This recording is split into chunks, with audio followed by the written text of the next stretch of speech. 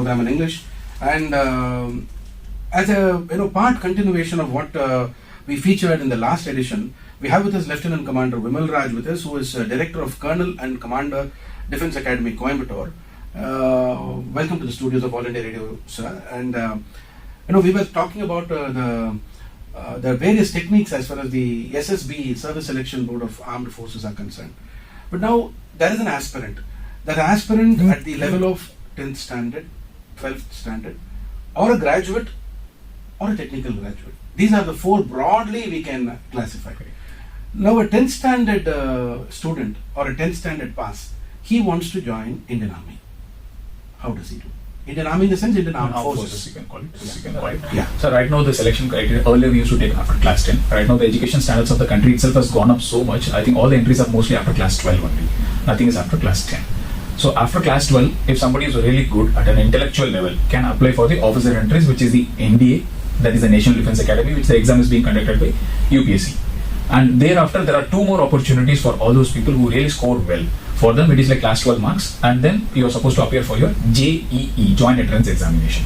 So once you do that, these are the criteria for applying in 10+2 TES in Indian Army, that is Technical Entry Scheme, wherein you get a free BTech as well as a complete job confirmation from Indian Army. You get trained from OTA Gaya. You come with a 4 years BTech. Similar entry is there in Indian Navy. It is called 10+2 BTech entry. And then you get a free BTech from Indian Navy, and then you are completely there. If you join NDA, you get either a BA or a BSc, and then you become a commissioned officer. If you join 10+2 TES or 10+2 BTech, you get a BTech, and then you become a commissioned officer.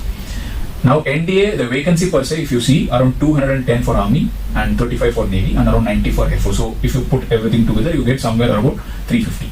This is every 6 months. 10+2 TES in Army gives you 90 vacancies for free BTech every 6 months. Indian Navy gives in 10+2 BTech 35 vacancies every 6 months. This is for the officer cadre. Now coming on to the Jawans per se. Now all those Agnivis, all the NCO commission, it is like after your class 12, you can apply for your this thing. Here the selection procedure will be totally different. For officers, it is a written examination followed by an SSB. Services. What about officers and Agnivis also? No. I'm talking about this thing. So for officer entries, the selection procedure is intellectual level is first. That is there is some amount of written examination, or there is your 12th marks, high good marks. That is anything more than 75% minimum, and then your SSB has to be through. SSB we don't look at something like a UPSC, IS, IPS, because we are more oriented towards officer-like qualities, not something like what you can read, analyze, and go through. It is not that per se. So we want an overall fine personality. Now coming on to the Agnivi or the Jawan selection procedure per se, what you see here, we introduce a basic level of entrance and more of physical, because the job profile, if you see, the Jawan has to take too much of strenuous and strain. He has to carry luggage, he has to carry load. He will be the one who is taking the gun and fighting at the border. As commissioned officers, we will be the one who will be strategizing things and then working out. So for us, the physical standards have to be met, but physical standards are not the only criteria for us. It is more of intellectual. So for a Jawan is what? Normally you have to go for the 2.5 kilometers of run, to push-ups, sit-ups. It is similar to what a police constable or SA you can say. So those kind of selection procedures there. Once you're done with your basic level of written for this Agnivi or NCO, then you go for your physical test, and thereafter you go for your medical test. However, the officers, the selection procedure is different. One myth I would like to put on here is most of the people feels like if you want to become an officer in armed forces, or if you want to get into armed forces, they straight away feel like we must have a six-pack body and then complete physical fitness and all those things. So that's why I am emphasizing here specifically, it is for Jawans, the job will be more of physical oriented. For officers, the job will be more of mental oriented. Your intellectual capabilities are checked. So that is one thing which you have to keep in your mind when you're applying. Okay, but this is a pretty new thing which I have come across today, because NDA I was given to understand, and I have gone through this rigor as far as when I was studying, and also when my son is, he appeared and he passed to appear at Kolkata during the Corona time. There it was only, BCom, BA, BSc sort of thing only. But what you say is pretty new. 10+2 TS. This one actually, we never thought we have such a thing as technical this thing. Okay, this is one thing as far as the NCO, non-commissioned officer Jawan is concerned, and then Agniveer is concerned, and then you have this NDA entry is also concerned. Now all these things, it is up to +2. Correct. And beyond +2, a person, see, there are two ways of looking at things. One is a person who does engineering in some engineering college institution, and he aspires to join the armed forces. Another, a person who is in the arts college or in the science college, who is doing BA, BCom, BSc. This person aspires to join the Indian Armed Forces. So how do you look at it? So, fine. anybody would like to join Indian Armed Forces, as I said, after 12th is the first step point. Yeah. Okay, just in case somebody was not aware, who didn't know about this entire thing, like I specifically tell about my own case. I was not aware till the time I joined a graduation that I could also join into Armed Forces. When I joined my graduation, I got into NCC. That is when my eyes got wide. Oh, this is also an opportunity which I can think of. Armed Forces can be a career option for me. So likewise, like for example, let us take a case A, case B. Case A is a boy who has gone into any graduation, that is like BA, BSc or BCom, something like this. Case B is a boy he has gone into engineering college. So these are the two things we'll speak. So now case A, he has gone into it. Normal age to entry into Armed Forces is about 21 to 24. In general, we'll speak. There are a few entries where 25 is also there. There are a few entries 27 is also there. In general, 21 to 23. So anybody who has gone into a graduation by 21, normally 3 years of graduation, BA, BSc, you would have completed. What are the opportunities for him is, the first and foremost opportunity is CDA-C written examination, Combined Defense Service written examination, which is conducted by UPSC, Union Public Service Commission. Twice a year. And he has to clear this written examination, which also holds negative marking. People should not forget this. Yeah. It also holds negative marking. You have to put in efforts to prepare for this. You have got numerical ability in this. Yeah. Even for OTA? Yeah. Also for OTA, Max is not there. Max is not there. I passed from that. So for here, you have to apply, and then when you're applying, you can give choices as Indian Army, Indian Navy, Indian Air Force, OTA. So when you take OTA, they will negate your max marks, and then they see whether you're falling into the merit qualifying criteria or not. So this is one opportunity wherein once in 6 months you can do. Okay, apart from this, what else I can do is, you can apply for AFCAT, Air Force Common Admission Test. Likewise, Indian Coast Guard is also doing CGCAT, Coast Guard Common Admission Test. So these are the opportunities wherein some level of written examination is there, and then you can go and join. After this, once you qualify this written examination, you have to face SSB. You have to clear SSB. So that is clear. Okay, now I got something here to ask. Now 3 questions arise for me here. OTA, you said, OTA is a short service commission. It was there for about 5 years or so, after which it has a selection process, whether you continue or not. It is not only your choice, it's also a choice of the armed forces, the fitment. Now is that the case true even now? Case is 10 years now. Now it is 10 years, not 5 years. No, 5 so years. 10 years. 10 years, maximum extendable up to 14. So the choice beyond that is not yours. Okay. So 10 years is cut off. If you want to come out in 10, you can come out in 10. 10 years. The choice earlier it was 5 years. Now it is 10 years. 10 years. 10 years is not your choice. Up till 10 years is not your choice. Correct. After 10 years, it's your choice.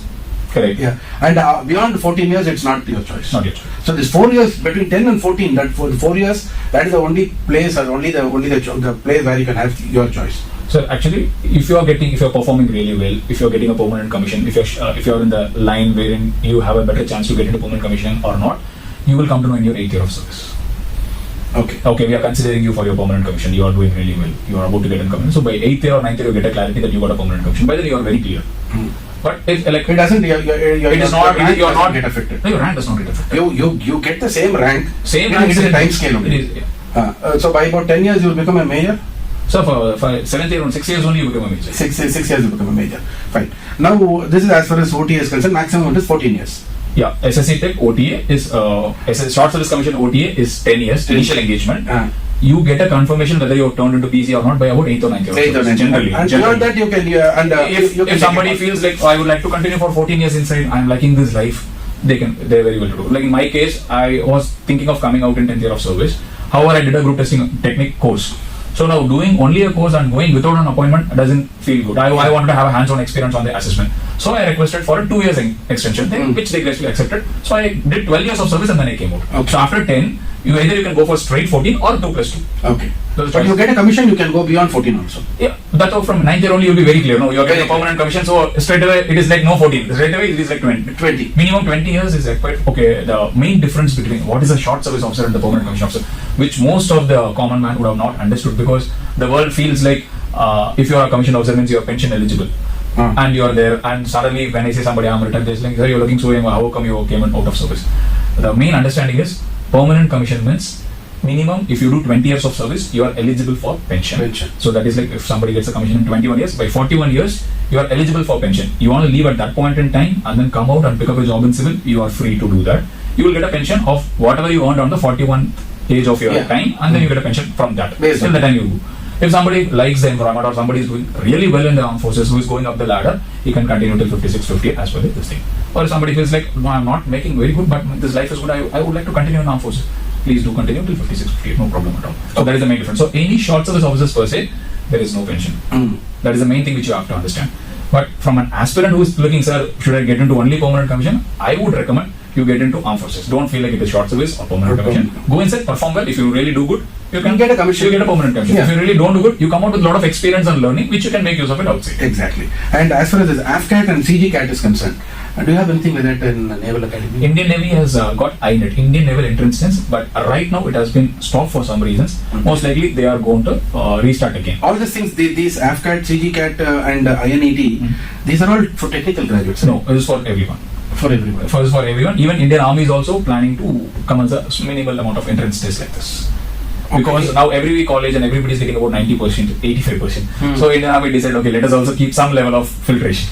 So, but then how, what is the difference between the CDSE and this various other parallel entrance examinations these guys? So CDSE is the entrance examination, which is a higher level entrance examination, which is conducted by UPSC. The paper is in the UPSC. Okay. This is internal arrangement by Indian Army, Indian Navy. So here the why do they need to have when you have a common entrance through CDSE? So CDSE is one common entry for, and CDSE gives you permanent commission.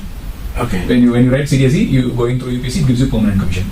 This is like for me, when I put a cutoff, I feel like every college is getting 90%, every college is getting 80%. But when the boy comes in front of me, he is unable to speak in English. But can we say this is a short service commission sort of thing? Mostly.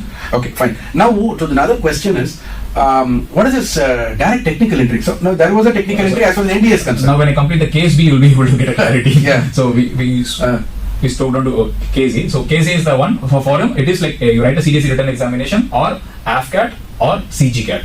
Indian Navy does not take BA/BSc from 2017. Indian Navy is taking only BTech.